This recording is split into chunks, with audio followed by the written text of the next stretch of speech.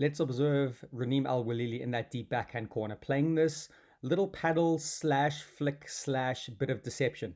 It's such a wonderful little shot. And first thing to notice, let's notice where the ball ends up.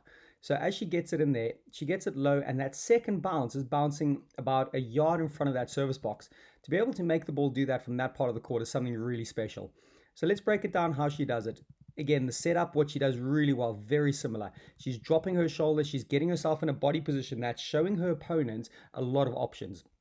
She could hit this ball straight, she could attack it, and then what she does is she just really opens up her wrist, makes that racket go flat and horizontal in the backhand, and she actually still takes it behind her body, which is really interesting. It slightly shields it from her opponent, and you know what? Her opponent's not really going to notice that. As you see her opponent, all her body weight goes to the left. She lifts up her right leg, so she's getting a bit stuck there.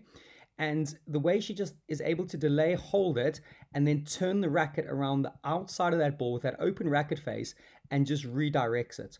I try working this with my players as well, and you want to notice that ball hits pretty much the middle of the front wall and an inch or two above, and it just then moves into such an ugly area of the court. It's really hard to get that back from in that area. So let's have a look at it one more time as she gets in. Again, the setup is nice and simple, nice and compact. Everything's showing a lot of options, and it's that little turn. Notice her body language. Notice how she drags her back foot behind herself a little bit just to help, and then she lets that follow through go a little bit. And this is a signature of hers, when she lets that follow through go and she pops that wrist back up at the end to let that racket head go up.